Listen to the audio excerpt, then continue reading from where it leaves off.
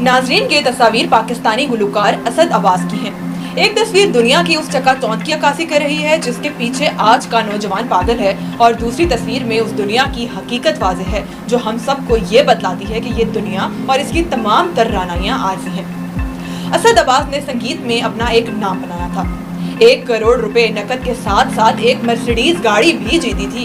ये एक कंसर्ट का 80 लाख से लेकर 1 करोड़ रुपए तक चार्ज करता था, लेकिन तब जब ये तंदुरुस्त तो तवाना था। फिर अचानक असद अब्बास को जिगर के कैंसर और गुर्दों की बीमारी ने आ लिया।